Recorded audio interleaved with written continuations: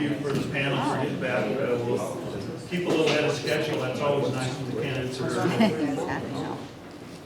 Next is Assembly District 15. Benjamin Donlon is here. Welcome.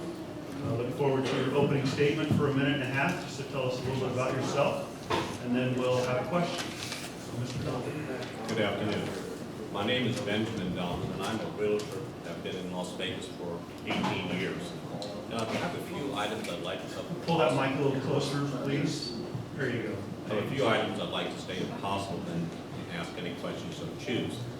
I have a little brochure that I put out, and it says job. It doesn't say jobs. Because if you're the person without a job, you don't really care about jobs, you care about your job. Education and jobs are pretty much synonymous. I cannot imagine how the state of Nevada, I've been here for 18 years, we should all feel shame. I just read that we were 51st, which means Puerto Rico has a better education system than we do for our students. I'm raising 2 grandchildren in town, and I find the school to be excellent, but I cannot believe the abysmal results. If I were relocating a company from California or someplace else, and I had choices, perhaps Texas or Nevada, housing would be the same. I would have good opportunities to move my family here. But would I choose Nevada if I thought that my children were going to go to a school system that ranked 51st in the country, or would I go to another jurisdiction? So if you want jobs and good paying jobs, you have to provide an environment upon which families and other companies relocate and will stay here. Diversification. I've been in the oil and gas business and real estate all of my life. Been licensed for 43 years. My father was a realtor in oil and gas before him. My grandfather was in oil and gas before him, and I have 3 daughters in the business. I watched Houston have an oil bust in the 70s, and it just went away.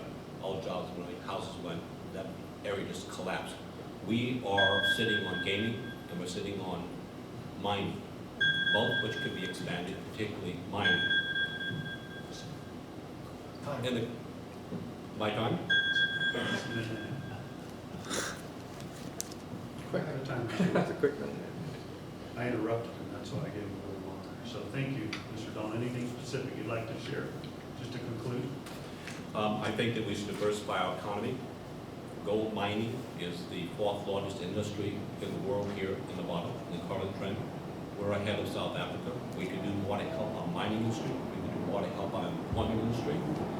We have at least 350,000 acres in the state of Nevada too, and federal government to no oil. Great, thank you. Ms. Lee, if you might start with the first question, and then we'll go down the line with the panel. Good afternoon. Recently, the Clark County Commission and the Las Vegas City Council passed a joint resolution condemning the indefinite detention provisions within the 2012 National Defense Authorization Act. They also instructed the Metropolitan Police Force to not aid any federal agency acting under detention powers granted by the National Defense Authorization Act or any authorization of force that could infringe upon constitutional freedom of speech, religion, assembly, privacy, or rights to counsel. If you were a legislator, what would you do to ensure rights to due process are protected for all Nevadans? I'm a constitutionalist, and I believe we should follow the Constitution. So I think that we have a state constitution and we have a federal constitution. When we deviate from that, we're throwing away our cornerstones of our liberty. Thank you. Mr. Blanchard. My question is rather just 2 parts. One, I wanted to know what you feel about the margins tax or the education initiative, which is question 3. And if it was to not pass and you were elected, would you feel the need to see any legislation passed for like a sales tax on services or some other additional funding unit to the state? Are we talking about taxes and fees and raising capital in one specific area, which is you just outlined? Yes. Okay. Well, every government, state, federal, and so on, is faced with the difficult challenge of raising enough capital to run their operation, just like a business. So if they do not, the marginal tax is not passed, which affects me as a realtor, because we're in the crosshairs, all 13,000 of us in the state of Nevada. If they do not pass that, they will seek another revenue.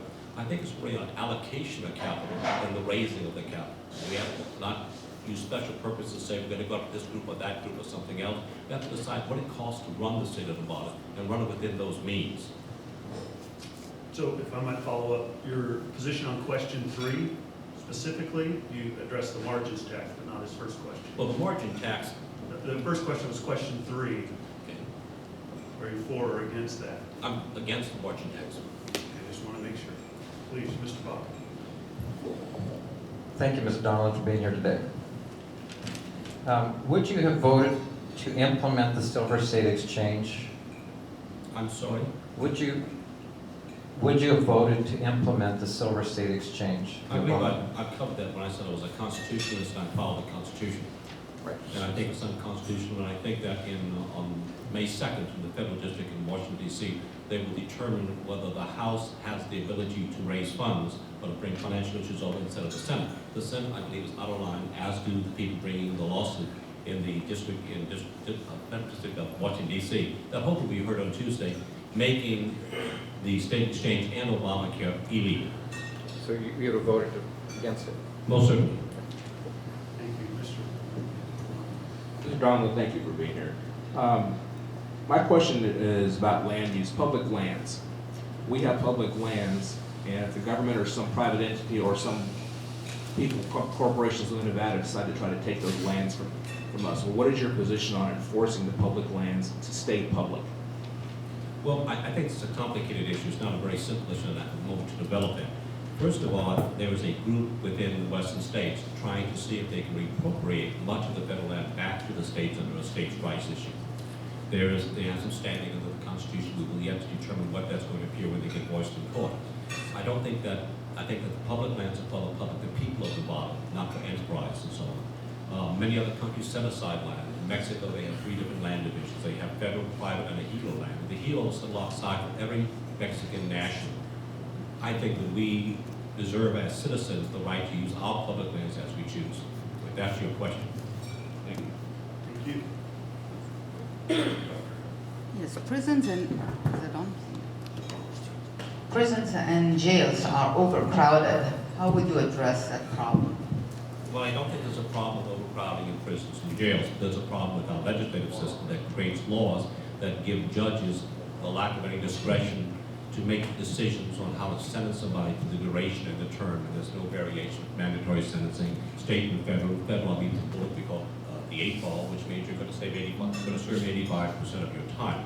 So I don't think overcrowding in prisons are a problem necessarily. While they are a problem, the manifestation is how we got there. So if we don't stop how we got there, we will continue to put our prisons. We have about 50% of the prison population in for drugs and nonviolent offenses, which is a drain on our economy for many, many reasons, destroying families. And these people are lost. I have met people through the prison system. They've never had a job. They don't understand how the economy works. They don't have a work ethic. So we containerize people. So probably half of the population of the prisons could be let free without any significant public damage or health to our safety. So that's my feeling. We have more people percentage incarcerated than Russia, than in China. This is preposterous. Good, thank you. Mr. Michaud. Thank you for coming. You spoke at the beginning about diversifying and creating jobs. Instead of just saying something that's so broad, what exactly would you do to make that happen? Well, first of all, I'm not an originator, I'm a copier. When I say plagiarism, it's my favorite term, but I'm not a plagiarist.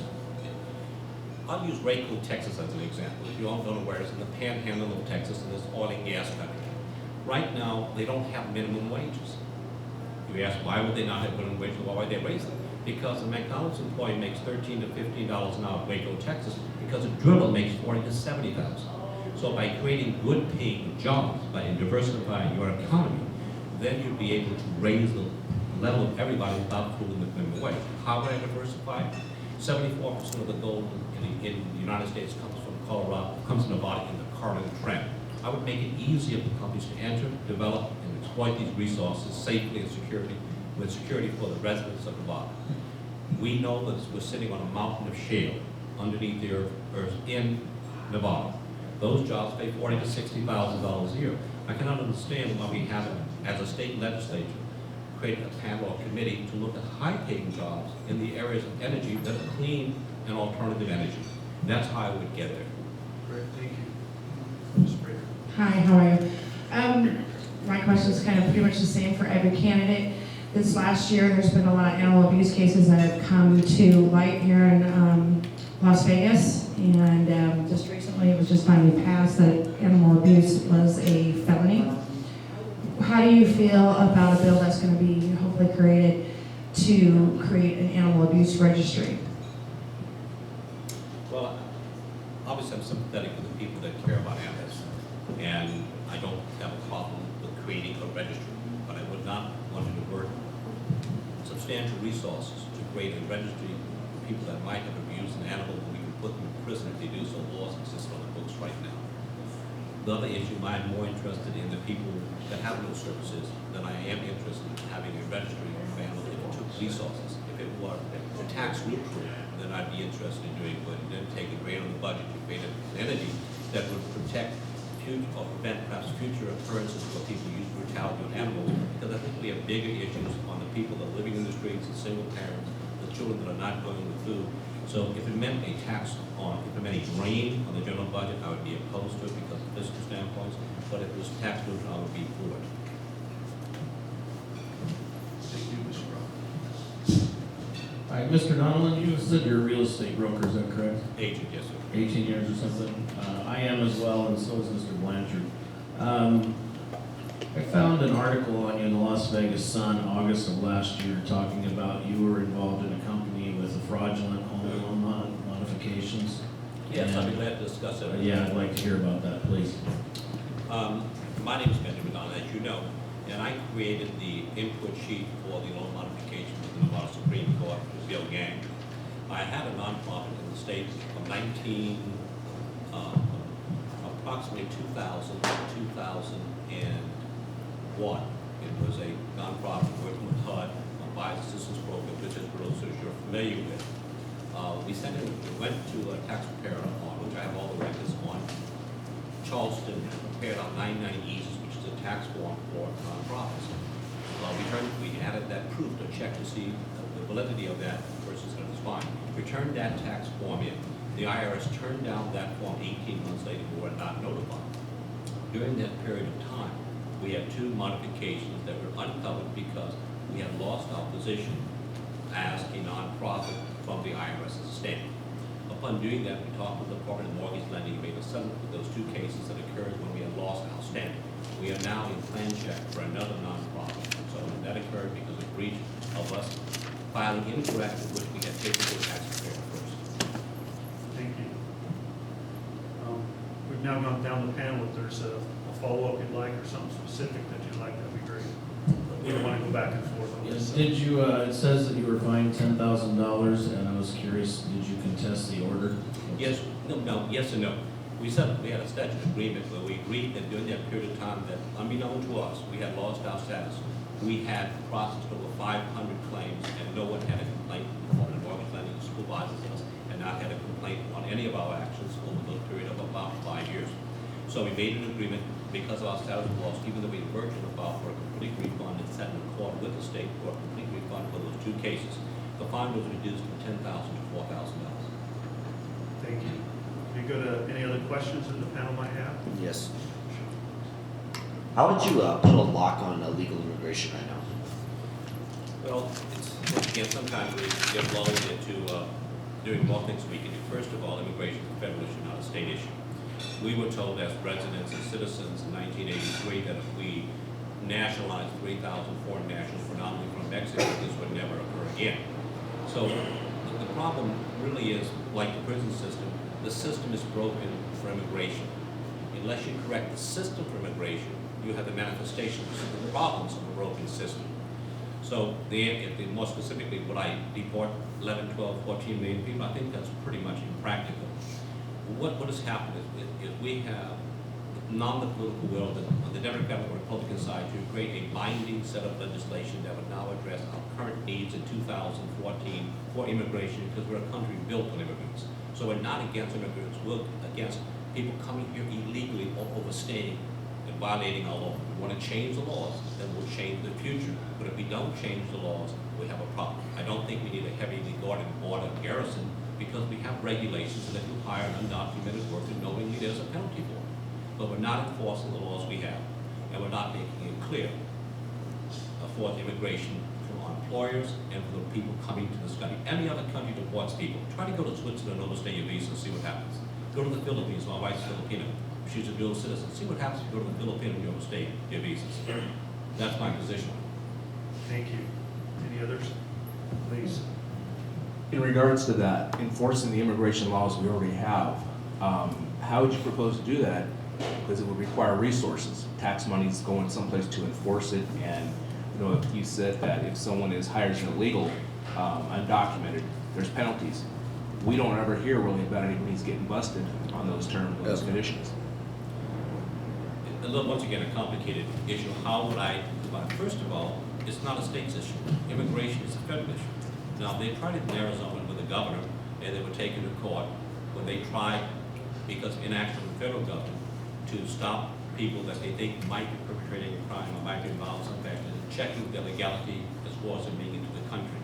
So we have to be careful as a state what our powers are, what we can do.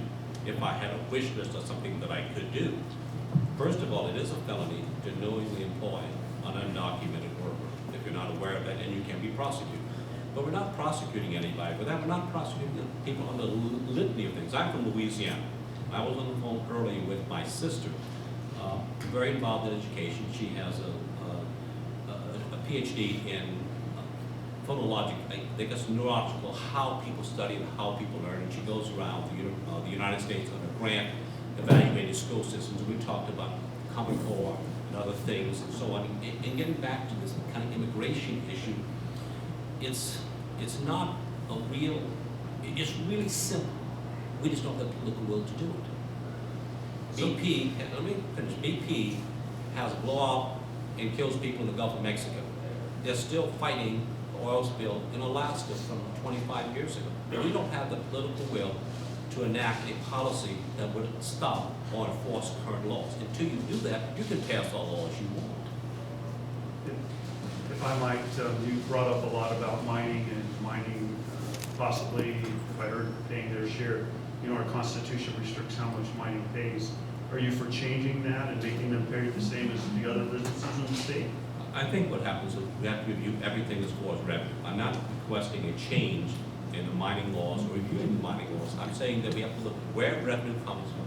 We should maximize those revenue from all sources, which would include not only the current mining, but we should be proactive with mining. If we want to tax them and change the laws, why don't we simply increase mining by 50% and get more revenue? That seems like a better solution than raising the tax on a particular industry. Okay. Karen, you have a line. Good afternoon, Mr. Donlon. Thank you for joining us here today. Do you have any suggestions on how you could get the political will behind law and actors to enact those laws? Yes, very simple. I think that we need a citizen legislature. And the legislature isn't beholden to anybody. I'm paying for my own campaign. It's a small campaign. I'm not asking for any contributions. I have no reason to run. I'm 65 years old. I'm not going to run for president in the future. I'm not building a career in politics. I'm sitting in my office as a realtor, and I'm asking myself, how can we have these laws regarding HOAs? How can we have an education system for my grandchildren like this? So I've been prompted to an action. By doing something, I think even like-minded people that are going to go, spend a couple of months, come back to their jobs, we can get the political will to get things done. So you mean just everyday average Americans? Surely. Isn't that the way it was intended to be? I believe so, but looking at Harry Reid and some of the others, I'm not certain how it has flip-flopped. That's all I had. Thank you so much. Great, thank you. Any final questions from the panel? Thank you for taking time out of your day, and good luck to you.